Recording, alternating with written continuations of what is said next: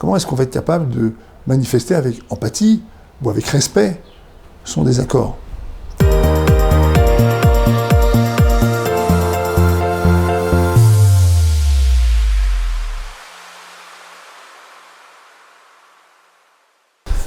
Comment savoir si mon conjoint m'aime vraiment?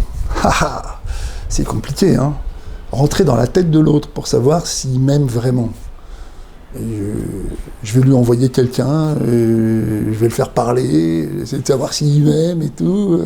Hein? Comment on fait? Hein?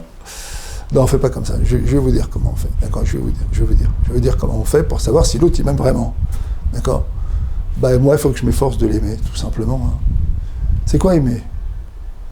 C'est être capable de comprendre les sentiments de l'autre, c'est être capable de comprendre son vécu, c'est être capable de l'accepter tel qu'il est, c'est être capable de lui donner toute sa place. Alors évidemment, où est-ce que ça se joue? Ça se joue quand on est obligé de légitimer des comportements ou des sentiments qu'on ne comprend pas. C'est là que ça se joue l'amour. C'est là qu'un couple peut dire, oui, on s'aime. On s'aime parce qu'on est capable de se comprendre, on est capable de demander à l'autre la raison de son comportement. On est capable de le légitimer. Alors, parfois, l'autre, il va faire des choses qui sont profondément insupportables, avec lesquelles on n'est pas d'accord. Mais justement, comment on va manifester son désaccord? Comment est-ce qu'on va être capable de manifester avec empathie ou avec respect son désaccord? C'est ça le problème. C'est là que se joue la clé de l'amour. Parce que dans ce dont je viens de vous parler ici, se joue en fait le kavod, le respect. Alors on traduit le mot hébreu kavod par respect, mais c'est faux, c'est la légitimité. En fait, l'amour se joue dans le respect, mais le respect il se joue dans la légitimité qu'on est capable de donner à un comportement qu'on ne comprend pas toujours.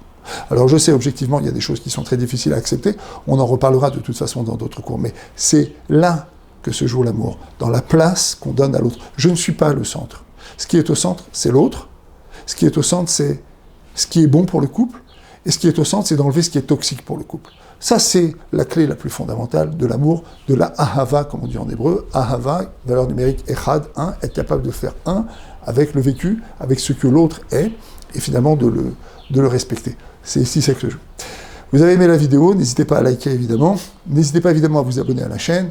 Vous serez comme ça en mesure de recevoir toutes nos annonces, tous nos cours, etc. N'oubliez pas, likez et abonnez-vous.